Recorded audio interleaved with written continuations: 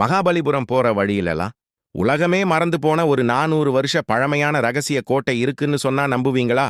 இங்க பல 100 பேரோட கல்லறைகளும் ரகசிய நிலவறைகளும் இன்னைக்கும் இருக்கு.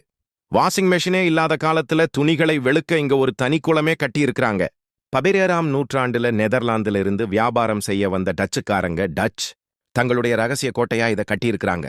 அந்த காலத்துல உலக தரம் வாய்ந்த மஸ்லின் ஆடைகள் இங்கிருந்து தான் ஏற்றுமதி செய்யப்பட்டிருக்கு. ஆனா இந்த கோட்டை வெறும் வியாபார ஸ்தலம் மட்டும் கிடையாது. இதுக்கு பின்னாடி ஒரு மிகப்பெரிய போர் தந்திரமே ஒளிஞ்சிருக்கு.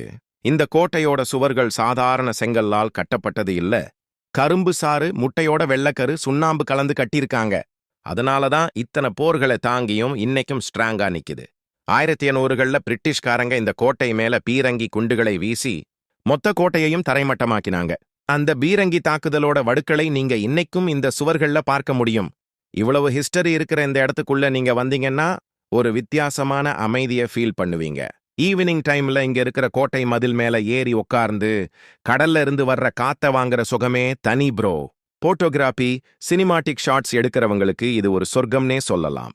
மகாபலிபுரம் போனா கூட்டமில்லாத இந்த சதுரங்கப்பட்டினம் டச்சு கோட்டைக்கு கண்டிப்பா போயிட்டு வாங்க. இந்த லொகேஷனோட கூகுள் மேப் லிங்க் வேணுமா? கமெண்ட்ல ஃபோர்ட்னு டைப் பண்ணுங்க. லிங்க் உங்க டிஎம்க்கு ஆட்டோமேட்டிக்கா வரும். இதே மாதிரி எக்ஸ்ப்ளோர் பண்ணாத இடங்களை தெரிஞ்சுக்க ஜாஷ்வா எக்ஸ்ப்ளோர்ஸை உடனே ஃபாலோ பண்ணிக்கோங்க.